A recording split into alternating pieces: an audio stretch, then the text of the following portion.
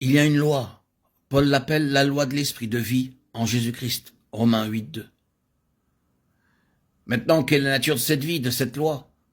La loi de la vie signifie que c'est la spiritualité qui est la norme première et finale de Dieu.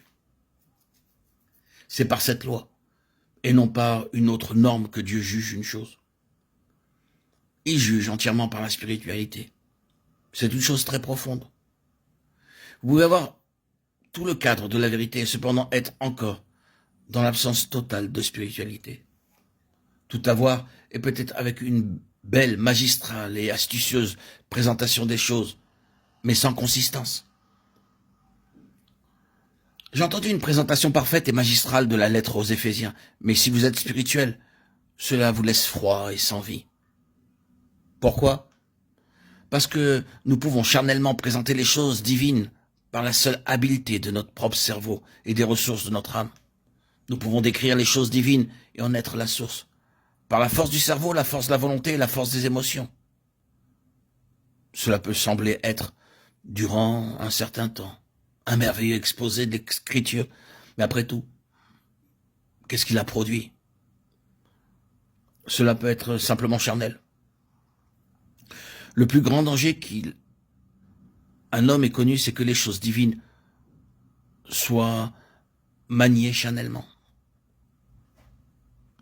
La spiritualité est la norme de Dieu. Cela peut paraître moins ingénieux, mais cela ira beaucoup plus loin. Notre mesure devant Dieu, c'est uniquement la mesure de notre spiritualité, de notre vie spirituelle.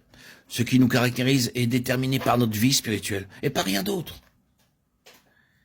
Et qu'est-ce que la spiritualité? Bien, Dieu est esprit. C'est donc seulement ce que le Seigneur est, et c'est tout. C'est la mesure dans laquelle le Seigneur peut être rencontré en nous.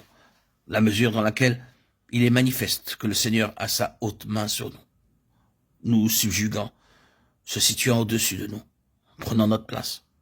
Or, c'est éprouvant. Nous échouons tous là. Nous échouons souvent terriblement. Je ne dis pas que nous ne devrions jamais échouer. Ce serait trop vous décourager.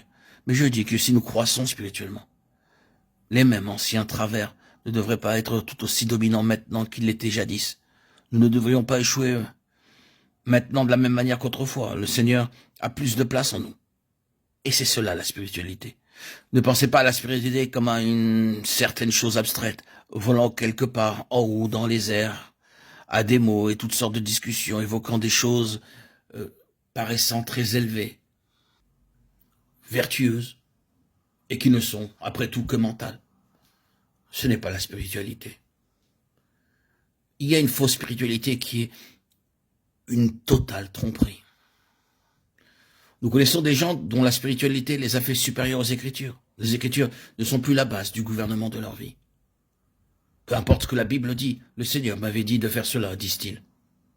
Et cependant, il y avait un passage de l'Écriture qui contredisait directement ce qu'il faisait. Vous pouvez dire que c'est extrême, mais c'est seulement l'aboutissement d'une fausse spiritualité qui commence bien quelque part. Rappelons-nous que la véritable spiritualité est premièrement une question de caractère. Est-ce que le Seigneur est rencontré? Est-ce que cela s'enregistre en nous comme procédant du Seigneur? Bien, la loi de la vie, c'est la spiritualité. C'est une vie spirituelle, parce qu'elle est la vie de Dieu.